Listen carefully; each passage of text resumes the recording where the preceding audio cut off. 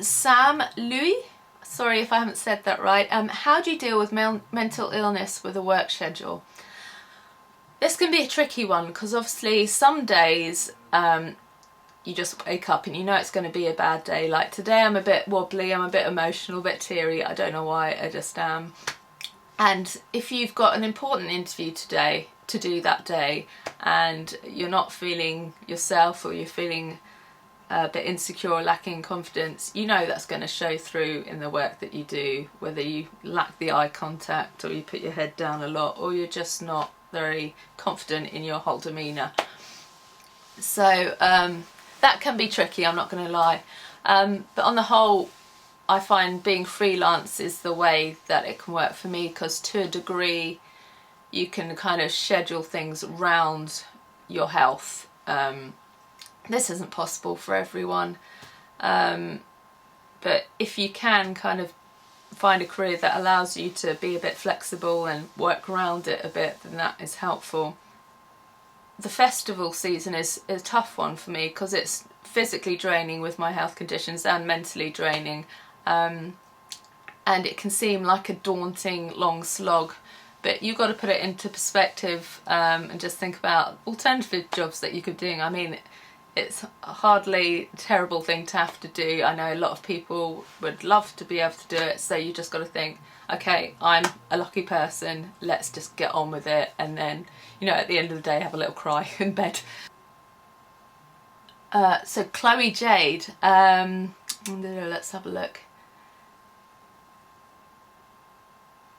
I can't remember what video it was, but you mentioned sometimes people you interview can be a bit shitty. I'm not going to ask who, but it'd be fun to know your worst experience interviewing someone, or in other words, what makes an awful interview. But in general terms, what makes an awful interview are people that have a defence up. I think some people have had perhaps bad experiences or have a view about the press in general, so they come with a guard up. And then they're not very open to answering your questions, even if you're not someone that is trying to, you know, be cheeky or go too far with them.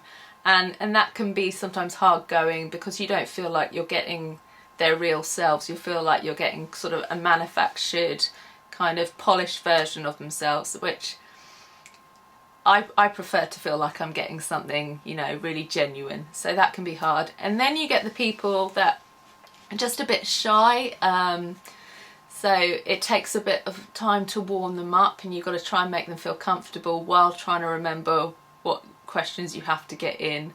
And then there's the rude ones that just can't be asked, and I don't blame them. I'm sure it gets very tiring having to do interview after interview with the same questions, particularly when you've been sleeping on a bunk on a bus that's been bumpy all night, you've got a hangover, etc. So there's some that just don't want to be there and they make it known to you, and you get a lot of or yes or no answers and they don't want to expand, so that can be hard. What else is bad? And then you get the ones that are the other end of the spectrum that are inappropriately friendly to the verge of being a bit pervy, and it makes you uncomfortable. And I'm quite shy, so if anyone's a bit flirty with me, I get quite embarrassed, probably get a bit sweaty and a bit red, so that kind of puts you off, and you lose your thread of thought and stuff like that. In terms of, oh sorry, I'm getting cramp here, bad interview experiences. I had one band at Reading Festival, a really big band. Actually, I'm not going to give any clues, but they came over to me. It was for a legitimate channel, quite a big channel, so they shouldn't have felt like they shouldn't have to do the interview.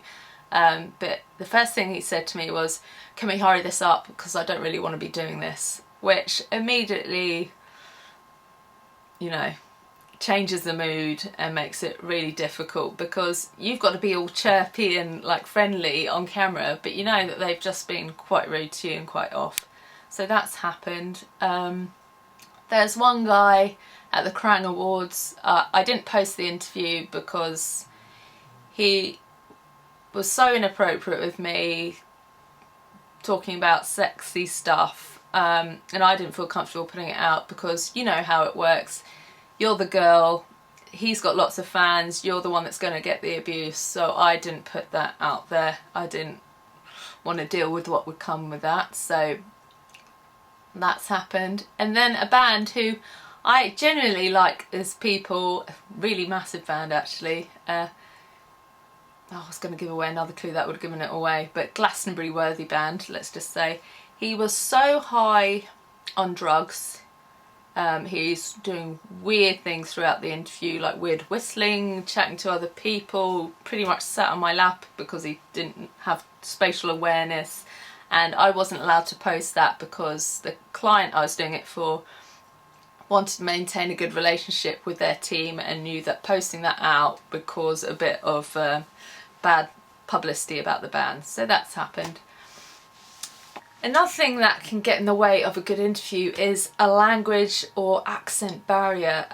If you see my interview with The View on the Reading and Leeds official YouTube channel, it was 2012 coverage, you can see that the whole interview I am struggling hard to understand what they're saying because I have such a thick Scottish accent, and yeah, that was quite a stressful one for me. Lovely people, I can't say a bad word about them, but yeah, that was tough in terms of just simply understanding what they were saying. And then with Justice, who are that French dance duo, they didn't really understand everything I was saying, so you had to repeat the questions, and as soon as you start repeating questions it kind of loses fluidity and it starts to get a bit awkward, and I had trouble understanding them, so it was just a bit, you know, a bit stuttery, a bit of a sketchy on that one. And they started like smoking during the interview as well, which put me off a little bit, but you know, it's good to be challenged at work, I guess. Hamal McNeil, sorry if I said that wrong. Are you going to Download Festival? If so, who are you excited to see? For me it's Mallory Knox. Okay. Download Festival, the lineup is brilliant this year, but it's always generally good. I want to see Muse because I saw them at Wembley Stadium and they put on an incredible show in terms of production, and his guitaring is obviously incredible. But I think they clash with Marilyn Manson, who I also want to see. Faith No More. Who else is there? Ooh, let me just have a look at the poster. Slipknot, I don't know if I said that. Motley Crue will be a laugh, I should think, as will Slash. Enter Shikari, great live band, always try and see them. There's actually a lot of good bands on the smaller stages as well, like let's see, Decade, lovely chaps. The 100, also lovely. God, I could go on and on. Great lineup. Whoever's going to Download, see you there. It's going to be a wicked weekend, I think. Right, you also asked, Mal, what's the most random band celebrity story you have? Don't mean dishing the dirt or anything, just more of something funny. Well, this was an awkward one. When I went to a skate kind of festival in Brighton a few years ago, we were doing some filming with Tony Hawk and his crew of skaters that tour around the world. We just had the press conference, so it's a big room full of journalists. I asked a question, as did a few other people, and then we were all like ushered out and we were just waiting for the next part of, you know, the press regime of the day. And then one of the skaters came out to the door and shouted, "Sophie! Sophie!" And I was like, they can't be talking about me, so I just ignored it. And then they came and grabbed me, like, "Sophie, come in." So I was walked into this empty room where all the skaters and Tony Hawk were still sitting at the press conference table, and it was a huge room. So I was walking from the back on my own, which was scary enough. This little girl walking towards these like icons of skate, and yeah, and basically Tony Hawk said that one of the other skaters fancied me and he was trying to set us up on a date. And if you know me, this sort of thing is like my worst nightmare. I was mortified, went red, once again went very sweaty, wanted to run away, and I just made it an extremely awkward situation, and then after a bit of an awkward chat with the guy and with Tony, I left the room and came out, and obviously all the other journalists were like, what just happened? And I was like, oh, nothing. Ended up hanging out with the guy a bit that night.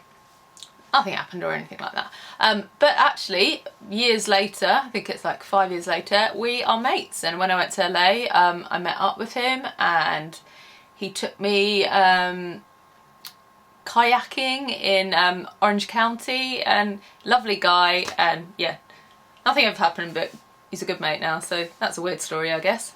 I was at the exhibition private view night of Queen, like it was a retrospective looking back at Queen's career at the Truman Brewery in London, and it was a moment where lots of press stuff was happening, the red carpet, and I accidentally got locked in a room with all of the Foo Fighters and Jessie J. It doesn't happen every day, does it? That was when I used to be a drinker, and unfortunately I'd had quite a bit of wine, and I thought, oh, I'll go and have a chat with Dave Grohl, you know, as you do. So I went over, and because the nerves took hold, I turned into the dullest person on earth, and it was plainly obvious that he could not wait to get away from me. So yeah, my hero, I fudged it up basically, which haunts me to this day. But so that was a surreal moment. When I was interning at Glamour, I assisted on a couple shoots. One was with Alexa Chung. I remember Alex from Arctic Monkeys popped in to see her. This was before they were together, and he came and introduced himself to everyone, and he was really lovely. But I remember all of us thinking, something's going to happen there. There was just such chemistry. It was just like, wow. Another shoot with Kylie Minogue, and I remember when she walked in, she came over and introduced herself to me, saying, hi, I'm Kylie. I felt like saying, of course you are, I know who you are. But obviously you just do the polite thing. And she let me eat all of her chocolate cake, so always indebted to her because I love my chocolate, so that was nice. I'm sure there's some better stories than that. Sorry, they weren't very good, but pretty random stories, so I guess that delivers.